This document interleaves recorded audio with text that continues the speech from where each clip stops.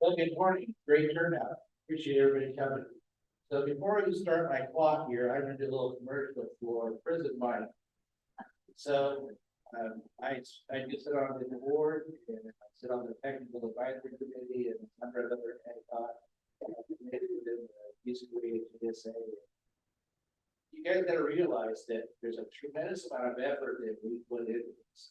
You look at the people that spoke here and those before us. Go through and read all those documents for public comment, but you've got some of the best and brightest people in this group and the consultants that have been hired to help put together these plans for us for the future. So give a lot of thought to that. There's a lot of effort that goes into this. It's a very thankless job, but it's things that we're doing because this is the only way we're going to survive here in the long term. Okay, with that, I need to start my time.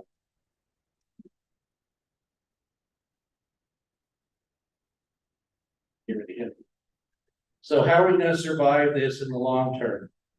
Hopefully we're going to be able to farm them here tomorrow as well as we've done today. So within the Kaweah Basin, most everybody knows it's a very diverse farming area. We've got different water supplies, a lot of row crops, permanent plantings.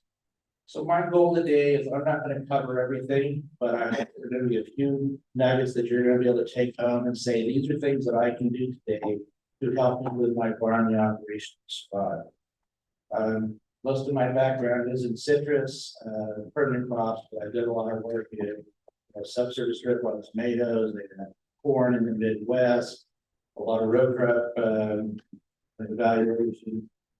But a lot of what I'm going to talk about is going to get geared toward controlled irrigation systems on permanent plantings. And so we're going to talk a bit about technology, and this is a pretty important slide, and that is, what do you want to get from your technology? There's a lot of technology out there that's really cool, give you some really interesting information.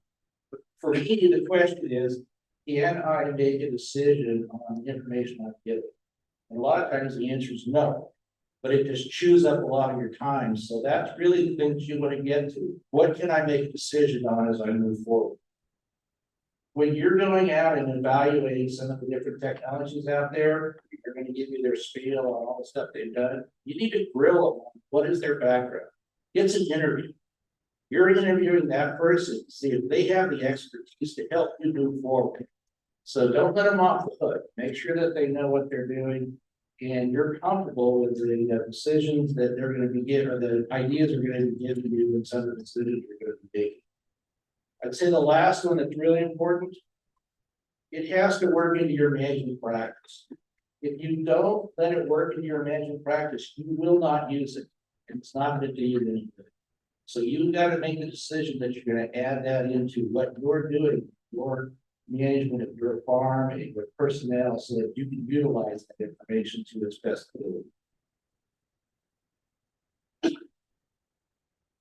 So I have my place and at Griffith Farms and AC Foods. You know, we've gone through a lot of the aspects of our farming operation and what things can we do better. We've done a lot of evaluation. That was part of what we came forward, evaluated everything. And so some of the simple things that are out there and have some of the biggest impact. One of the ideas over here, the evaluation and testing of different irrigation emitters and bandits. You know, bandits, we did a number of trials with, most everybody's used a bandit, I'm sure it was the tree crop side. But you know, they came out with those pressure regulators. And so we went through a lot of our blocks and matched what flow we wanted, and then use those pressure regulators in different size heads to get the right size pattern that you want for those trees. Something so simple like that can make a big difference in your overall application. Same thing on drippers, you know, 40-inch centers versus 18-inch centers, half-gallon drippers versus 1 gallon. Something simple like that can make a big impact on a particular plot. So those are the things you want to go through and look at.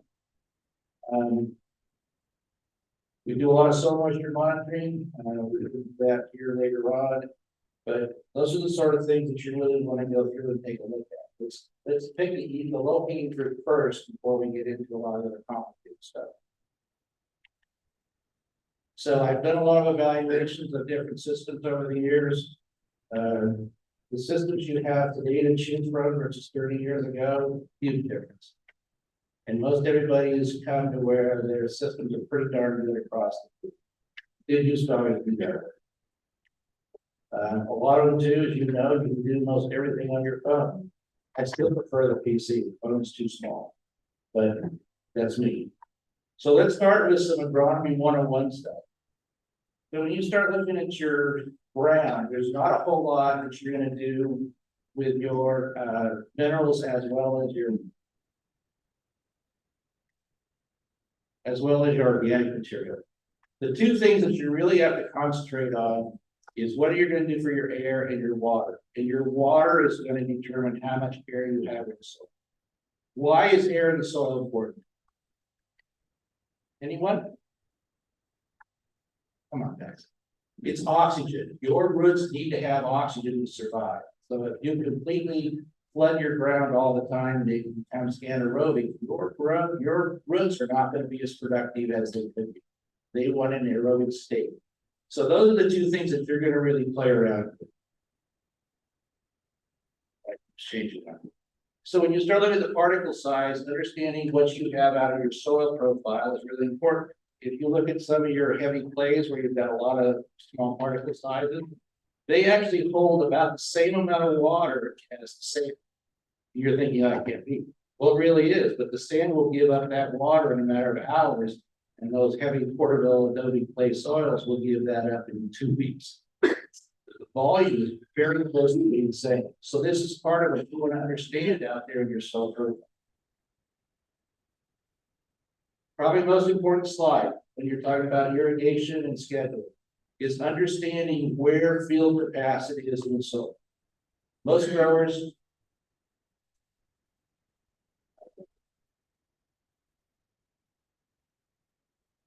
when you ask them, where are you as far as your irrigation when you finish up, they'll think, yeah, when they're saturated, that's where they think field capacity. It's too much. So understanding where that break point is really important when you're going to be looking at red health and looking at your schedule. You don't want to be down a permanent building point unless you really try to drive it down there. But field capacity is important because you have oxygen back into that soil profile. So understanding where that is in your soil is very critical. The other thing too is looking at where's your root activity. Most of your root activity is in the top 2 feet of your soil profile.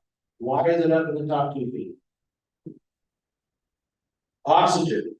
That is where you're most plentiful in oxygen. Your porosity is greatest in that top part of the soil. So that generally tells you that's where the most of the activity is. I mean, all a lot of growers say, yeah, I can pull from 4 feet. Yes, but only after you've exhausted all that moisture up in the top part of the profile are you going to be pulling that lower moisture from within the root zone. So when you're putting your fertilizer, that's kind of the spot that you want to shoot for, because that's where your greatest root activity is. You still want water down deep in the profile, but you need to understand where your root zone is actually pulling. Where's the active root zone within your water?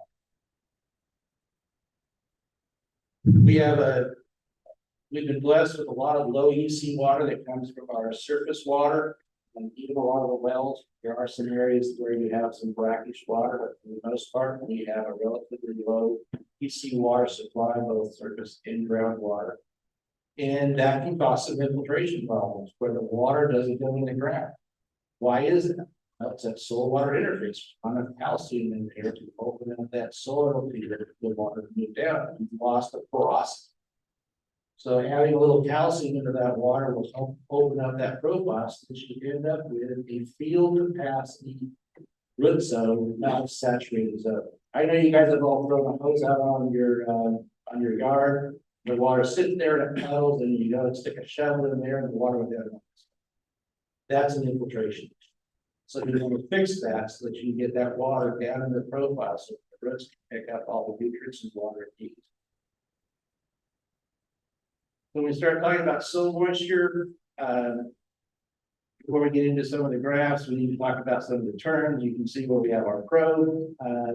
We're not going to really be up in the saturation zone. We're going to try to keep our level below field capacity, what I call a fairway. That's the section there where you've got oxygen in the profile, but you still have plenty of readily available moisture. There's usually 3 graphs that are associated with a lot of soil moisture equipment out there. You have your sun graph, your stack graph, and your line graph. Your stack graph gives you how the sensors are set up on your probe. Always got to have some toys, right? So this is one of the probes that we had it here, so you can see where the sensors are located. And so in that stack graph, it shows it as they're based on the graph. The line graph is the one that I prefer the most. The line graph looks at where is the most and where is the least amount of water that is sensitive within the profile and sets of sensors on that. So you're looking at concentrations from high to low. The sun graph has been changed depending on who the manufacturer is. A lot of those are based on percentages. Some are based on interpolated values. Some just go through and add up the first 3 sensors. You need to understand when you're dealing with your company, how do they calculate that? Don't just take it at face value and say, okay, I'm in the right zone here. You need to understand how did they get that number and how they display it. That's going to make a profound difference on how you interpret that and how you apply it.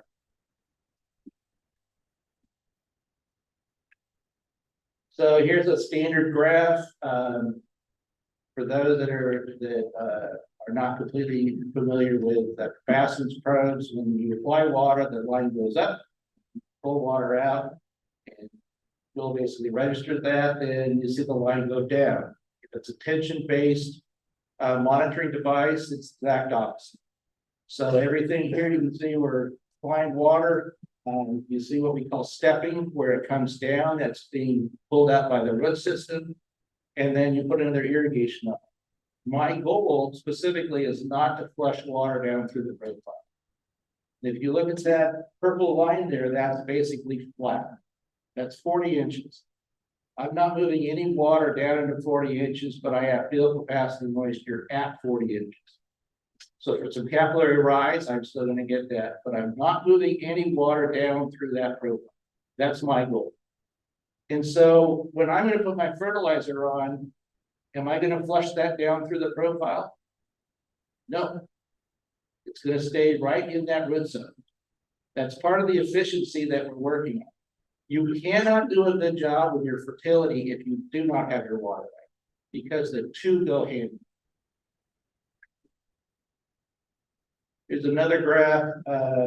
This is the Thomason Ranch, like Thomason tractor, where standard equipment is, so Superior Service is standard equipment.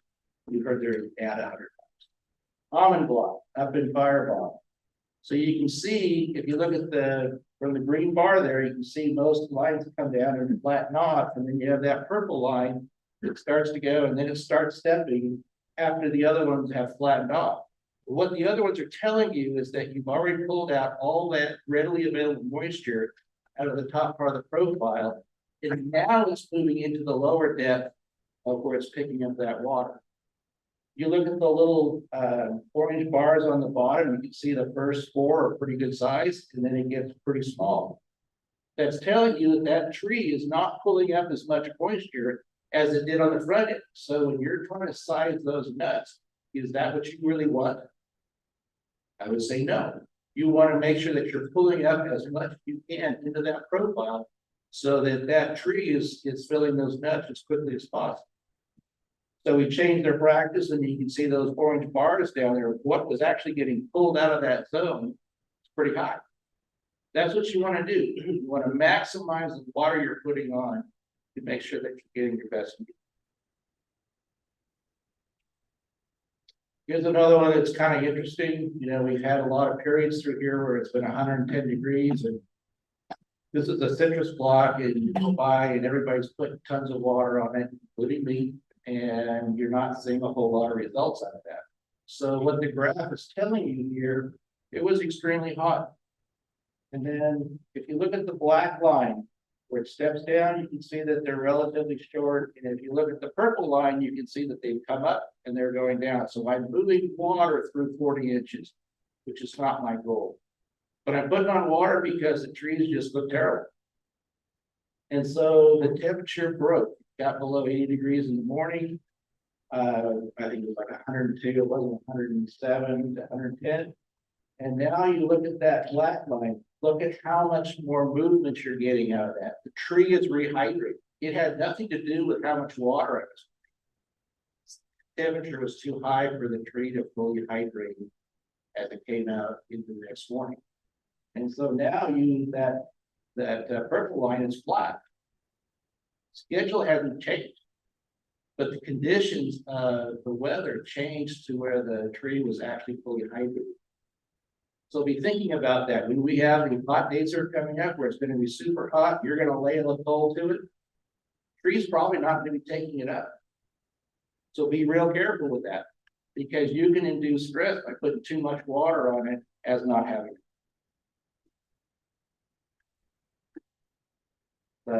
One of my blocks, this was from 07. I changed my emitters to match what my irrigation district delivery is, 24 hours, and they didn't shut my water off, and so I ran 48 hours. So you can see that there's a big spike there in the black line. The bottom line came up because the water moved through the profile. So I had a discussion with my neighbor, and I said, you know, I went to blacks, and he goes, no, it's not enough water. And I said, okay. I said, what do you run? Blues. Okay, so I put a blue on, bandage it, 10 gallon per hour. And now you can see I stacked all that water down deep in the profile. So the one thing that you need to think about on graphs is that you need to go out and probe. I'm not saying don't do that. You have to go out and ground through and verify what the graphs are telling you. But it's this sort of data that you're not going to get going out and probing, especially if you do a probe if you're probing in the morning, you're probing in the afternoon, cool in the morning, you're hot in the afternoon, it's going to feel different. This sort of data is really critical if you're trying to really dial your water. You can't get it from just going out there with private data. The classic wood almond grower. I'm going to go ahead and wet up my block. You know, before I get into harvest, I'm going to pull the water off.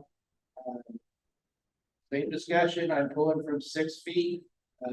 Okay. Actually, this is a 60 inch, so that'll be 5 feet.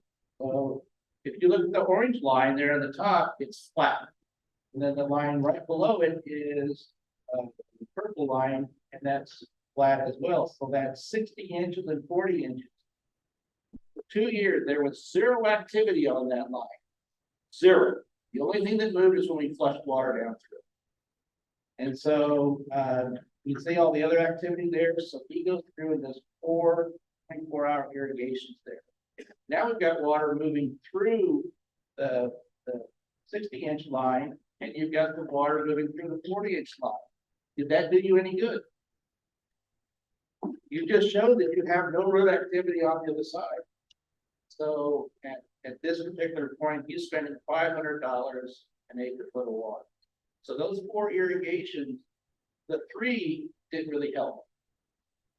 His first one was okay, but it's something that he had done and learned from his dad, and they've done it forever. So that's one thing I will warn you. Even if you've done it for a long time, you know, you need to go through and take a look at it. Is it really helping? This is what the sun graph looks like, that where we got over the full point. That's not helping. Young trees always get over irrigated. Understand where the water goes for a young tree. So we've covered all the graph now. So back to the question is, you know, what are you going to do for your particular operation? You know, are you being able to handle all the restrictions with SIGNA? You know, that's kind of a big one. You know, understanding the activity within your block. You know, are you dialed in on your frequency and duration of your irrigations? When you're gonna run the fertilizer, when do you run the fertilizer in your irrigation set? Are you putting it in the zone where you have the most active root system? Something to really look at. Understanding your soil water chemistry is another big thing. Not all water is the same, not all soil is the same. You know, when you have your fertilizer company bring you a packed blend of nutritional goodies, are you running well water, or if you have surface water available, are you running surface water? They're going to react different. To make sure that you've got those covered. I guess the last one that's really pretty important, and that actually the last two, and that is your irrigation system in good repair? It hasn't been flushed, you know, have to check your emitter outputs, your filters work well. All those things are really important to make sure that you're getting a good uniformity out in the field when you're doing your irrigations. You know, and how are you scheduling? How are you scheduling your water? All those things are really critical.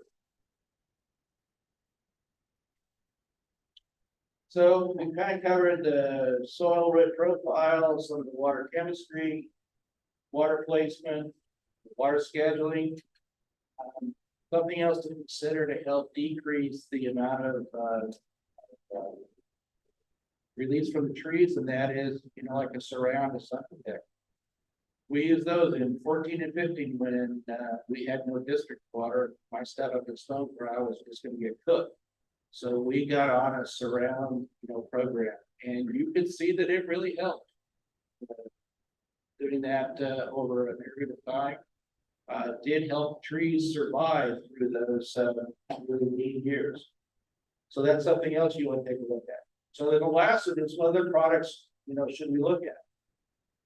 So at Griffith, we put together a water conservation trial, courtesy of Mr. Tomlinson there. We had a pretty solid group. As far as looking ahead, what things are we going to be able to do, or how are we going to be able to survive lack of water, sigma, all the above. And so we threw together this water conservation trial, and it was really based on what products are out there today that are readily available, and do they really work? It's something we can implement. And so you can go through and look at the plots here. I got it broken out for the slides. The first one is our current drip hose. So we buried that in the berm, made a real simple tool. I'll show it to you here. And we buried that inside the berm. Really liked it. I mean, we got rid of some of the weed pressure. The water was placed down in the berm. We didn't have any surface drying. I like that, and that's something that we started to implement when we got knocked out by the rain and pine on some of our other blocks. But that's a real simple way to go. It's something you can put together very quickly. The second one, you know, was above ground drip, and we ran a polyacrylamide. So we worked with S&F, and I think it's flow bump. We have two short chain and long chain polymer. We ran them through the irrigation system. One's compatible with a fertilizer, the other one's not. We run it separate. That worked really well, no question. We probably put it on 500 plus acres. Some of our tougher spots, especially some of the sandier spots, where we had, you know, where we fill the water. I use it on all my snow corral stuff.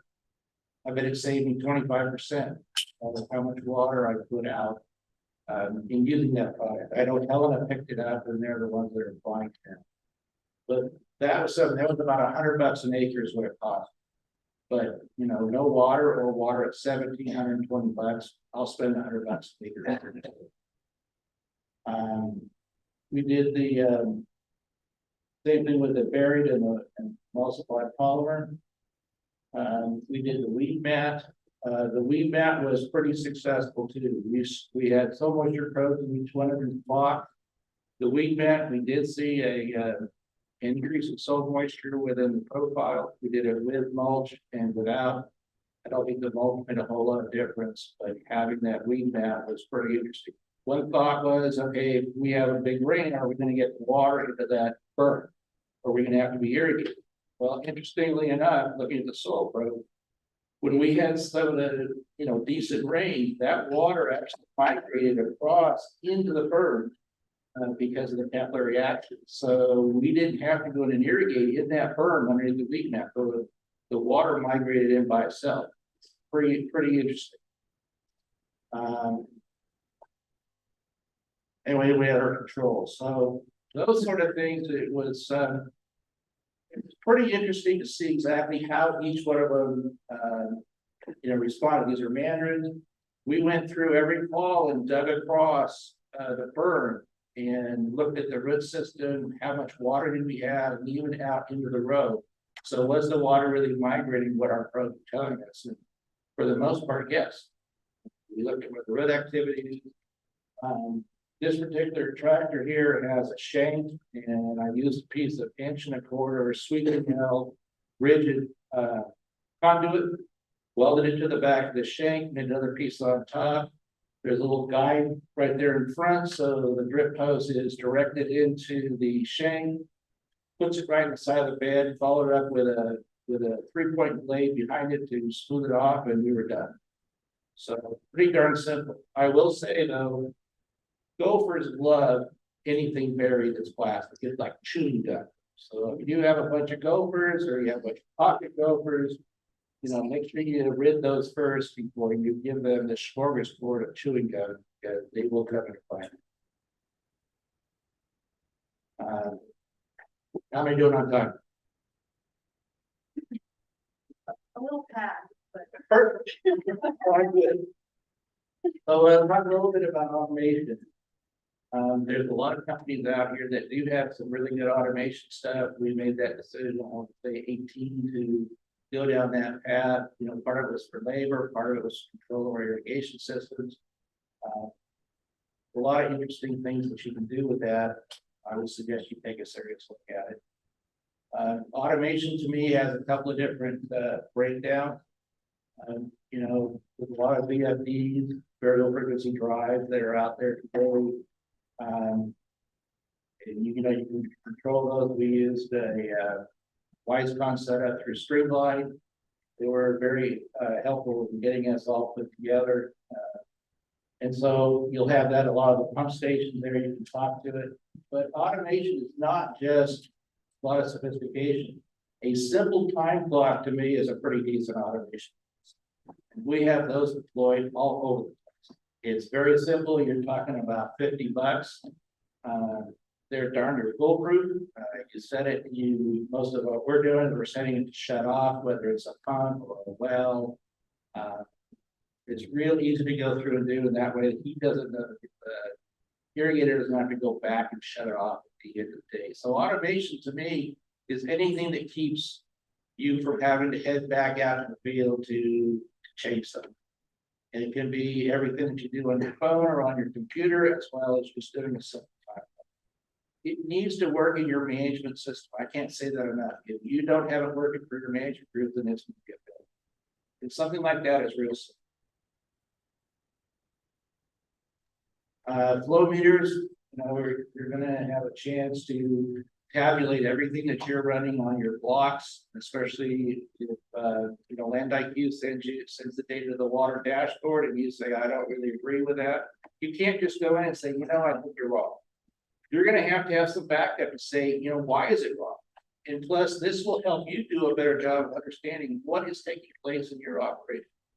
So make sure you buy a good meter, because it's going to be a very important piece of your puzzle. And make sure it gets installed correctly. So now we're going to some reservoirs. We've incorporated a lot of reservoirs into our farming, especially for surface water. A lot of the districts deliver water in a 24-hour shot. And in the spring and the fall, you really don't need 24 hours. I know some of the districts have changed into going 12-hour shots, but having a reservoir where you can collect all that water and use it as you need it is absolutely critical. I think for a lot of guys in the surface areas, for surface water deliveries where you have a chance to use that water all year long, or at least when the canal's running, seriously look at a road. It will change the way you irrigate, and you'll be able to do a much better job and increase your efficiency across the board. that last one there, the Bryan Creek Canal is gonna get shut off, so if you have a reservoir of ample current size, then, probably carry you through the winter time, depending on how big you've got, but. You're gonna have periods where the district's down, and you're gonna have periods where, the Bryan is down, and you, the reservoir, can carry that water through. Some of those are lined, and some of those are unlined. It kind of depends on what your criteria is. I'm working on a balancing reservoir on my own piece in Ivanhoe. I'm gonna put a leach field in underneath the reservoir, build the reservoir, line it. And I can control water for sinking as well as for storage. So there's some of the things that you should, take a look at. Few reservoirs, sinking basin over there. That's Zach threw those in for the EID where they sank water. Little balancing reservoir I've got up at Wood Lake. It worked really well. Mike Brownfield's done a lot of work in Linmore with his balancing or his sinking basins. He's done a lot of work looking at how much water you need as far as what has been delivered from surface and what you're using for your pumping. So spend some time with Mike. He's put a lot of research into that, and he's got some really good data. At Griffith, we came up with what we call a tub. And so in our reservoirs, instead of having them full all the time, like a water year, we have a decreased area where we can just keep water there and not have to flood water across the entire reservoir so that you can decrease your evaporation potential. So it works pretty well. After you build one, you think, yeah, the next one I'd like to do this. So it's an ever learning process. So something as far as recharge, I think the dry well is going to be a big one for most of the districts. This is one thing I put in 2015 is my district. I'm in Ivanhoe ID. I'm at the end of the line. It tends to fluctuate. Not all my blocks are the same. So what do you do with the extra water? It's always running somewhere. You're cracking about to move it into another block, which I couldn't do. So I put in a leach line, just like you would for your septic system. I use those ADS, put it in. So now when I have too much water, I can crack the valve down at the bottom. It goes right out. I'm sinking that water directly from the district to the ground.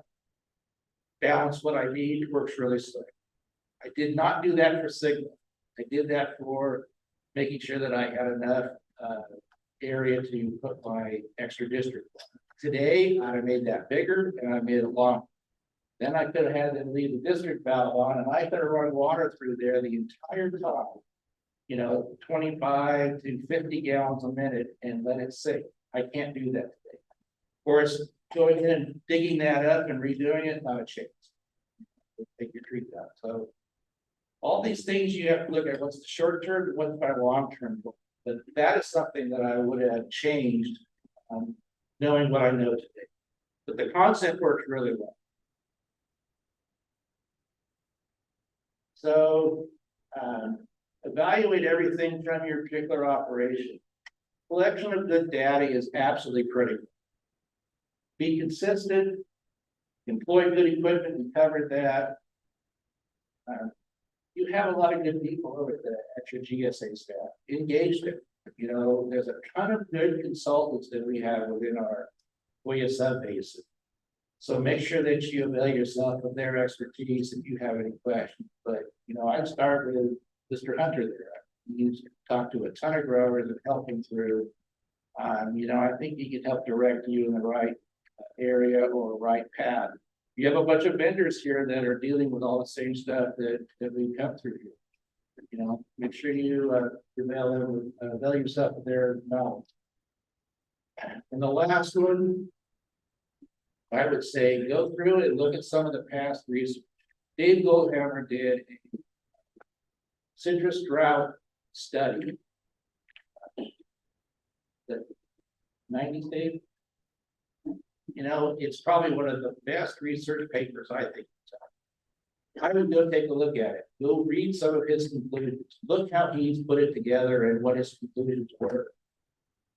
There's a lot to be learned from that. We don't have to reinvent the wheel.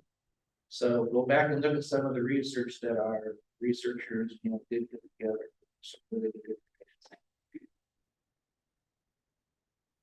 I threw this in for some of the guys. I got a lot of calls because I sit in a lot of board meetings, I've been in a lot of district meetings, and a lot of people are having problems with the amount of trash and dirt, silt, and everything else that's coming through the irrigation plant.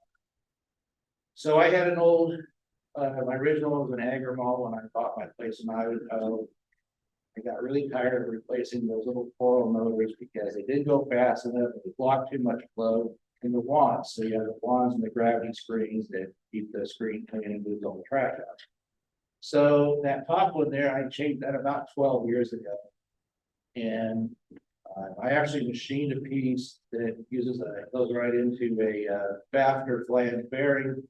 And that one's, I use the PVC wand. Sometimes they tend to bow a bit, but then I did another one here about 5 years ago. I'm working on one right there. So that has stainless steel wand. You can control the speed as far as how fast those wands go. You can control the nozzle size, so you're getting more water flow through there. You can throw a little booster pump on if you're not getting enough pressure at your site to keep it clean. I don't have any issue. Water runs through there. I will say that when we had that big shot of that real fine fluorescent moss, that was tough. But for all the normal stuff, everything goes right through there. I don't have to worry about, coming out the next morning and severely flooded because the screen got wiped out. So anyway, that's something to think about. So for my last slide, my observation, quality water supplies are critical. I don't think we need to say any more about that, but it's important to note that we have a lot of good quality water and we need to keep that. Always schedule irrigations to be as efficient as possible. Your maximum fertility efficiency is only achieved with good water management. If you don't measure it, it's pretty hard to manage. You can't change it. You can only guess so long. Grow the best crop possible. You don't want to miss any opportunities when the market turns hot. You've got a less than lackluster crop. So I don't always grow the biggest crop, but I certainly try to grow the best. As far as the ag industry goes, we need to reinvent the American farmer as an environmental steward. We do a lot of stuff that nobody ever gives us any credit for. Nobody sings our song or counts what we do. We need to do that ourselves. The general population has no concept of farming or where our food comes from. It comes from safety. We grow the safest and most abundant food supply in the world. I just saw an article on that the other day. We don't get credit for that either. Farming is an art supported by science. The last one is really the most critical. We need to elect statesmen and not politics. You look at a lot of the stuff that we are dealing with here, it's because nobody up there was a grower that put together a solution that was really practical for everybody. That's a big issue that we have.